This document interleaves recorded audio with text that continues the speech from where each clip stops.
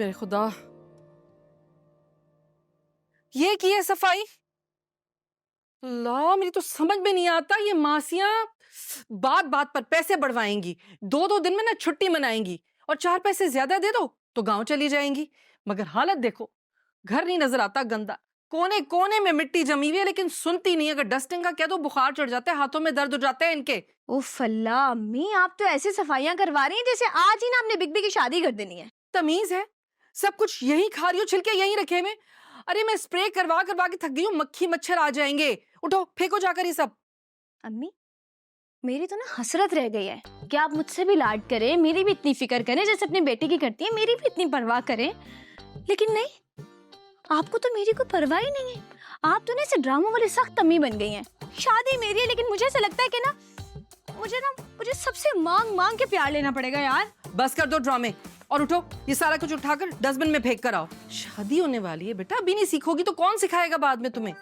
लम्मी आपने तो मुझे ना इतना डरा दिया है ना शादी से, कसम से। आपको पता है तायमी ने मुझसे प्रॉमिस किया हुआ है कि वो मुझसे कोई काम नहीं करवाएंगी, एक काम को हाथ नहीं लगाऊंगी मैं। आपकी तरह नहीं है वो, इंसानी हकूक को उनको बहुत अच्छे से इल्म है। और आपको पता है रोशन उस दिन मुझे क्या बता रहा था?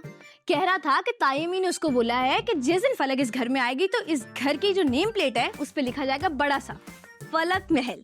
मतलब कि मैं उस घर की हीरोइन होंगी, मैं उस घर की मालकिन होंगी, रानी बना के रखेंगे। आप तो ऐसे मुझे डराती रहती हैं बस। ये सारे ख्वाब ना तुम्हारे टूट जाएंगे, चकनाचूर हो जाएगा तुम्हारे ख्वाबों का ताजमहल, जब तुम्हारी ताई अम्मा ना तुम्हारी सासू माँ बन जाएंगी।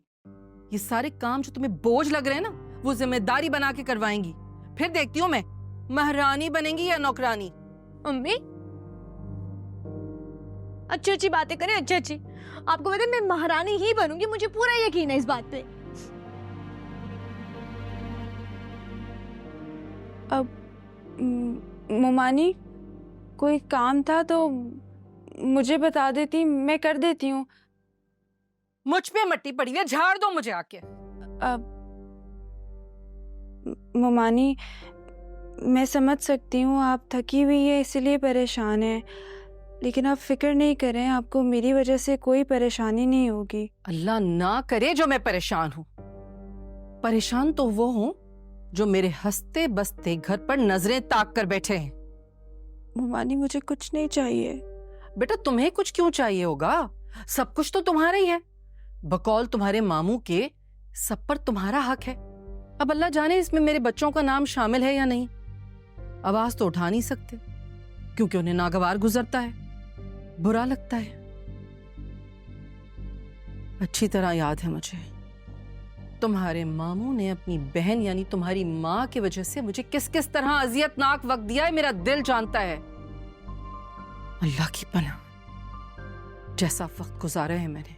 खुद तो चली गई दुनिया से, फिर अपनी निशानी को छोड़ गई हमारे सर पर राज करने के लिए। अब वो हमारे घर पर राज करती है, अच्छा खाती है, अच्छा पहनती है, नरम बिस्तरों पर लेटती है, एसी वाले कमरे में सोती है। मजे हैं भाई मजे। अल्लाह सबको तौफीक दे, सिर्फ मामू के लंगर में इजाफा ना हो, सबके लंगर में हो ना। मोमानी मैं आप लोगों की बहुत शुक्रगुजार हूँ, ये वक्त भी गुजर जाएगा। अच्छा, सिर्फ तुम्हारा ही वक्त आएगा, हमारा तो आएगा ही नहीं कभी, है ना।